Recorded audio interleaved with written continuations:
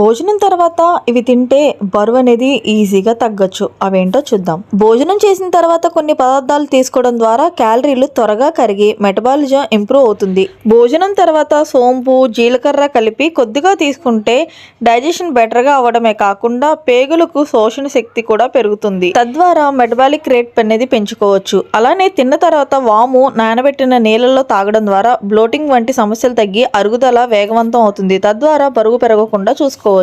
అలానే తిన్న తర్వాత మజ్జిగ లేదు పెరుగు తీసుకోవడం ద్వారా పేగుల్లో ప్రోబాక్టీరియా పెరుగుతుంది. అది జీర్ణక్రియ సజావుగా సాగుతుంది. ఈ అలవాటు ద్వారా మెటబాలిజం కూడా పెరుగుతుంది. అలానే భోజనం చేశాక బెర్రీ పండ్లు తినడం ద్వారా మెటబాలిజం పెరుగుతుందని న్యూట్రిషన్లు చెప్తున్నారు. వీటిలో ఉండే ఎసిడిక్ నేచర్ జీర్ణక్రియకు హెల్ప్ చేస్తుంది. తిన్న తర్వాత అల్లం లేదా మిరియాలు వంటి వేడిని పెంచే పదార్థాలు కొద్ది మొత్తంలో తీసుకుంటే శరీర టెంపరేచర్ పెరిగి తిన్నది త్వరగా జీర్ణమవుతుంది. తద్వారా మెటబాలిక్ రేట్ కూడా ఇంప్రూవ్ అవుతుంది.